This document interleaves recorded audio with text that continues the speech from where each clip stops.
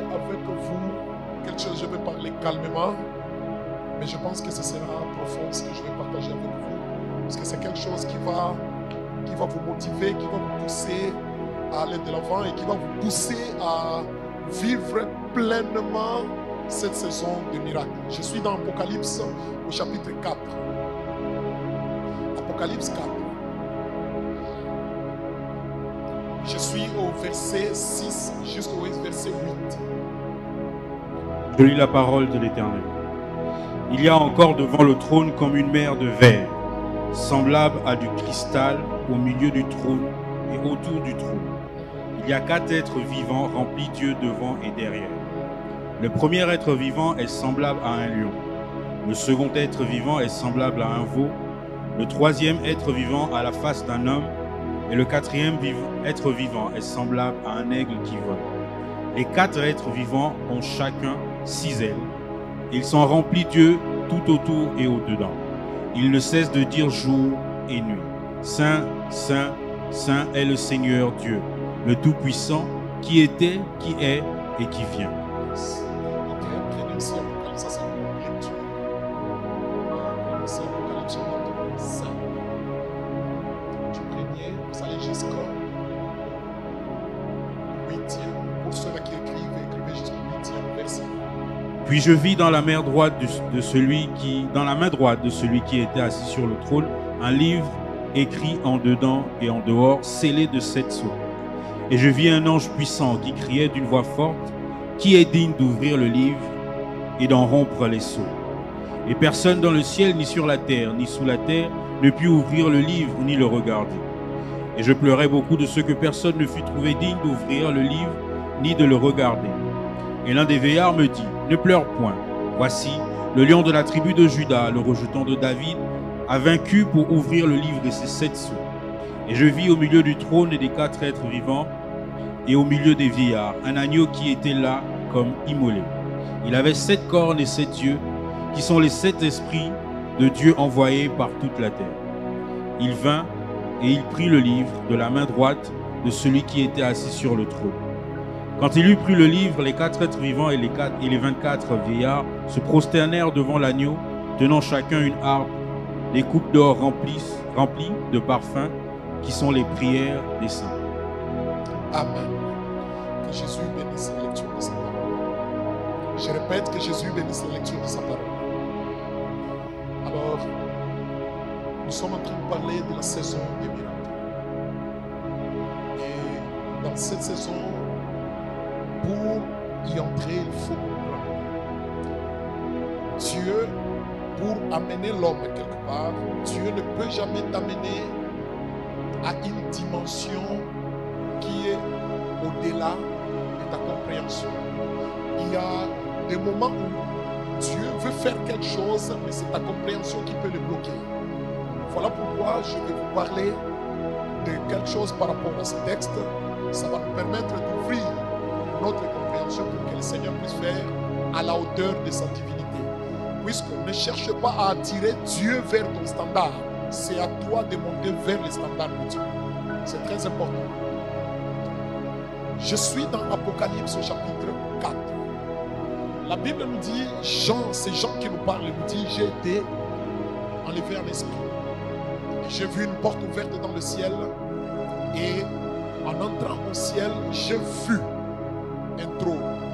Il nous donne les détails de celui qui était assis sur le trône. Mais au-delà de ce trône-là, il a vu encore 24 trônes. Il nous donne aussi les détails. Mais voilà au verset 6, toujours au chapitre 4. Retenez bien, je suis au chapitre 4. Il commence à nous donner d'autres détails de certains êtres qui sont au milieu. La Bible nous dit qu'ils sont au milieu du trône. Il nous parle de 4 êtres vivants au milieu. Je répète, au milieu du trône. Il nous parle de 4 êtres vivants. Il nous dit, au milieu du trône, il y avait 4 êtres vivants. Le premier être vivant, il était semblable à un lion. Retenez. Il était semblable à un lion. Le deuxième être vivant, avant de passer au deuxième, Si on nous dit le premier être vivant était semblable à un lion, et il était où? Au milieu du trône. Le lion, il a le droit d'être sur le trône. Pourquoi? Puisqu'il est le héros, le roi des animaux de la jungle.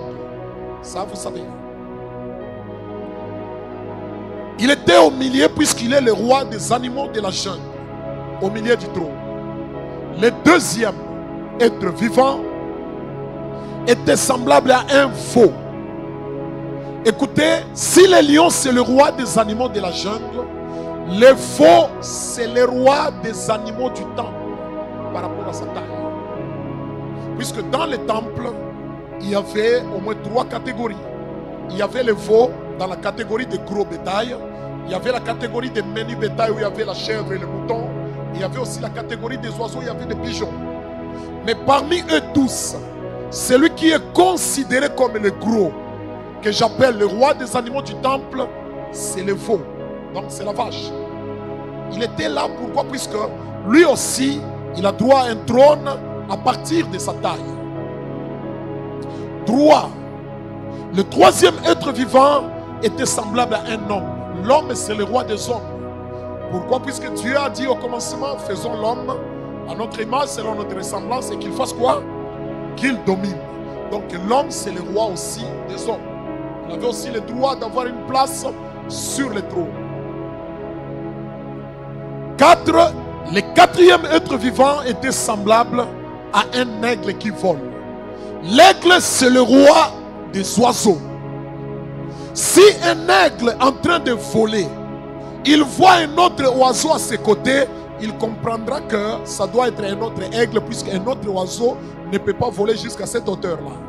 Donc lui aussi, il est le roi des oiseaux. Alors vous comprenez que là, nous sommes en train de parler des 4 rois. On nous parle des 4 êtres vivants. Ils sont et ils vivent. Ils vivent. Donc ce sont les 4 rois. Tous sur le trône. Au chapitre combien? Oh oh, vous êtes là? C'est la jeunesse ou bien c'est la vieillesse? Hein? C'est la vieillesse ou c'est quoi ça? Vous êtes là? Le doigt glissé sur Facebook ou quoi? Parce qu'il y en a qui sont sur le téléphone, ils ne savent pas quand le doigt peut glisser vers Facebook. Combien de rois? Ok, le premier, deuxième, troisième, quatrième. À quel chapitre? Chapitre 4.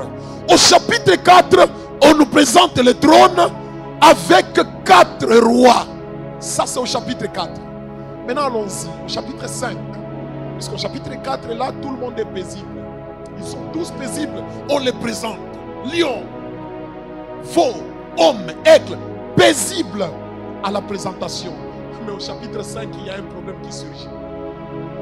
On nous dit, celui qui était assis sur le trône, il avait un livre dans la main droite.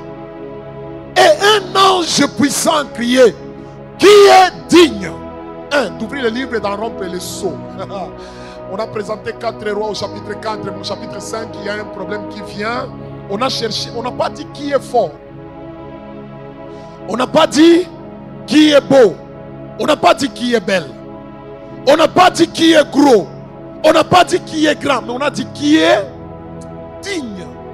Si au ciel, pour prendre les livres, on cherche qui est digne. La Bible nous dit que ta volonté soit faite sur la terre comme au ciel. Sur la terre, nous avons aussi besoin des gens dignes. Cette dignité doit aussi être sur la terre. Mais au ciel, un problème surgit. On cherche qui est digne. Le lion n'a rien dit. Le veau n'a rien dit. L'aigle n'a rien dit. L'homme n'a rien dit. Et la Bible nous dit, Jean a pleuré de ce que personne dans les ciels, sur la terre et sous la terre n'a été trouvé digne. Mais il y a l'un des vieillards qui lui dit, ne pleure pas. Voici les lions de la tribu de Juda, les rejetons de David. Il a vaincu pour ouvrir le livre et en rompre les sceaux. On lui présente les lions, mais les lions n'a rien dit. Mais Jean, lorsqu'il regarde, lui ne voit pas les lions. Écoutez ce qu'il voit. La Bible nous dit, au milieu du trône et au milieu des 4 êtres vivants et au milieu des vieillards, un agneau qui était là. il s'est levé pour aller prendre les livres dans la main droite de celui qui était assis sur le trône. Écoute-moi bien. Au chapitre 4, on a parlé des 4 qui étaient au milieu du trône. On a ignoré l'agneau. On a fait semblant. Mais au chapitre 5, lorsque le problème est venu, c'est là que l'agneau s'élève. J'aimerais dire à quelqu'un ici, le problème élèvera ton nom. Oh, on a oublié quelqu'un. Je suis en train de dire à un jeune, peut-être il y a des papas et des mamans ici, je suis en train de dire qu'il y a un chapitre où on t'a oublié, mais il y a un nouveau chapitre qui va s'ouvrir là où, au même endroit où on t'a oublié, c'est là que tu monteras. Non, peut-être que tu me dis, prophète, je n'ai pas encore bien compris. Écoute bien. Pourquoi est-ce que je me focalise sur l'agneau? Je me focalise sur l'agneau, pourquoi? Puisque en nous regardant, la majorité ici, ce sont des jeunes. Alors laissez-moi vous dire que l'agneau, qui est-il? L'agneau, c'est une jeune brebis. Vous m'écoutez? L'agneau, qui est-il? C'est une jeune. Puisque quand on dit l'agneau, c'est le petit d'une brebis. Autrement dit, c'est le fils. L'agneau, c'est le fils. Est-ce que vous connaissez qu'au ciel, on nous a parlé de combien de vieillards? 24. Hein? Les vieillards étaient majoritaires. Hein? Mais les jeunes, on nous parle de l'agneau et du veau. Le veau, c'est le petit. C'est le fils, c'est le jeune. C'est la jeune vache. Et l'agneau aussi, c'est les jeunes moutons. 2 jeunes contre plusieurs vieillards au ciel. Mais quand on a dit qui est digne, aucun vieillard ne s'est levé. Mais quand on a dit qui est digne, il y a un agneau, il y a un jeune qui s'est levé. Je m'adresse à tous les jeunes qui sont ici. Votre saison arrive.